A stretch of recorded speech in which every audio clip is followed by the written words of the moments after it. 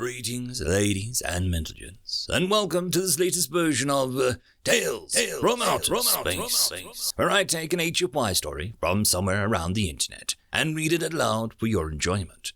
All the relevant links are down below. Like, subscribe, and all that YouTube comf to help this video and channel grow. Anyways, as always, I hope that you enjoy.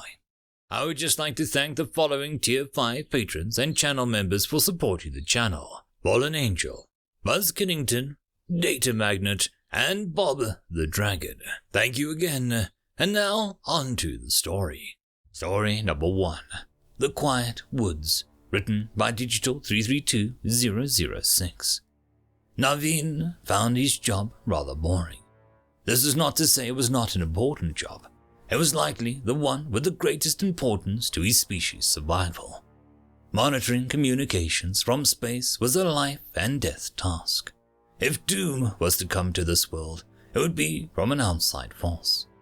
In the 374 years of this agency's existence, 17 instances of extraterrestrial life had been identified. They had called out into the empty darkness, looking for companions. Their messages were full of hope, peace, and curiosity. Each and every time, they had been forced to remain quiet, unable to warn the seemingly friendly aliens about what was to come. A few years after the initial broadcast, the messages' tones would shift. They would ask for help, assistance fighting an enemy that threatened their world. The calls for help grew ever more desperate as time went on, until one day they stopped asking for help and simply warned others for as long as they could. 3 years after contact with the enemy was the longest any had survived, the signals never coming back again. Naveen had been working here for 2 of these incidents, and now would be for a 3rd. He wished he could warn them to go quiet so as to not be found, but in doing so would reveal his own homeworld. This new message was markedly different than those he'd seen before. Made up of ones and zeros, it seemed a bit of a puzzle solving would be required to decipher the message. Forwarding the relevant information to his superiors, Naveen waited for a reply. Surely a team would be created to work on this project. Perhaps pertinent information would be available in this 1,679-bit long message. A few weeks later, Naveen received a reply in his communications. The team had been able to decode the message, and he was shocked to see that they included a crude representation of their solar system. This would give the invaders, if they managed to decode the message, an easy way to find where they had come from. Naveen prayed for the species that the invaders would not discover them, but it was a slim hope. He continued monitoring for transmissions by this new species, and time went on. 8 months was all it took this time for the enemy to find them. New messages began appearing, asking for help, support, or information. Naveen had some information regarding the invaders at his disposal, but there was no safe way to transmit it. He only could watch in horror as another species became extinct. Memories of them only remaining in the PQD agency. This time, the calls for help only lasted a few weeks before the signal went dark. It was a stark reminder to him and his people that it was better to remain quiet and unseen. This incident catalogued and forgotten about, Hasim resumed his duties. It was quite a surprise when a little less than 2 years later, signals from the world began coming in again. The signal was bigger and stronger than before, implying a technological breakthrough. This new message was transmitted using a technology he was familiar with, the invaders' multi-spectrum wave emitter. With just a few tweaks, Naveen was able to have it play back in audio form. "Hello, sorry about the delay. We were attacked, but it's all over now. We're humanity, and we will soon be visiting you, thanks to our newly acquired starships. We wish to convey our purpose as one of peace and exploration. We mean you no harm." We look forward to meeting you and establishing a peaceful dialogue. If that's not your thing, however, bring it. You know where we live." Levin swallowed hard. This new species had managed to not just fend off the invaders, but repel them, and they were out looking for other life.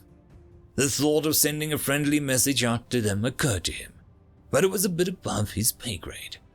If they were looking for them anyways, perhaps it would be best to come forward first.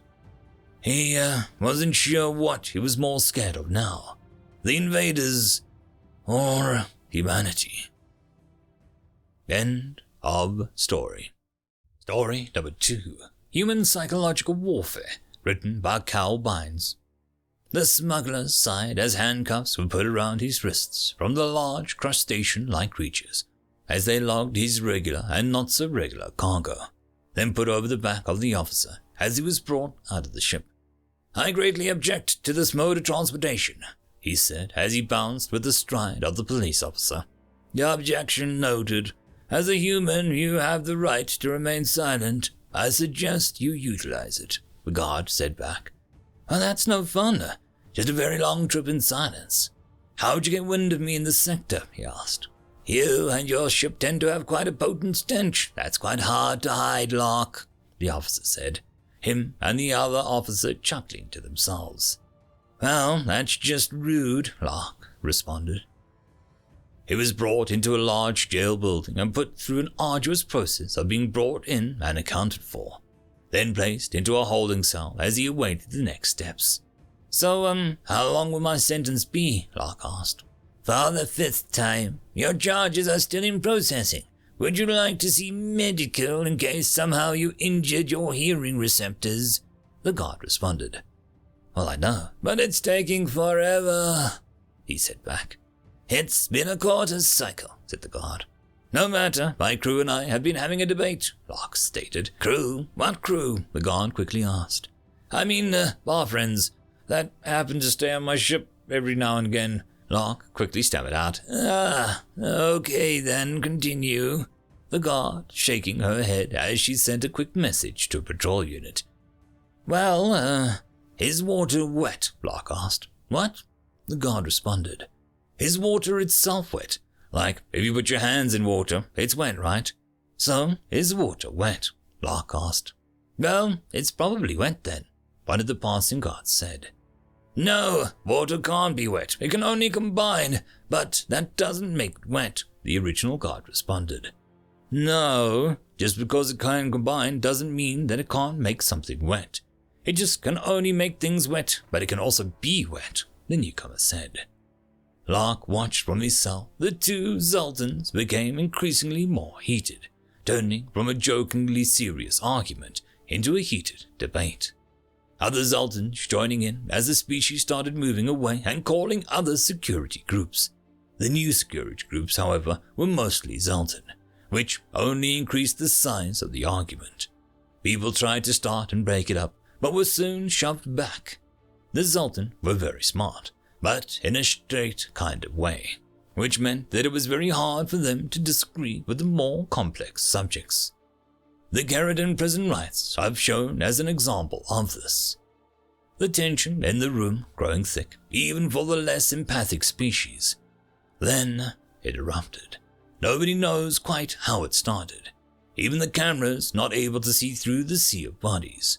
But one person threw the first punch, and the room erupted. The angry yells from before replaced by bellows of rage. The remaining coherent guards quickly moved as many people as they could out of the way, some being dragged into the mass and crushed underneath it.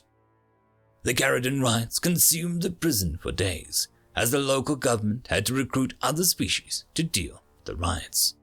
As Zoltan were more often than not consumed with the question as well.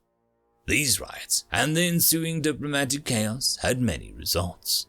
One of the main was that barring of humans from entering of most of Zoltan's space, along with Zoltan translators now being required to block out many, mostly human, questions that had no real answer to them.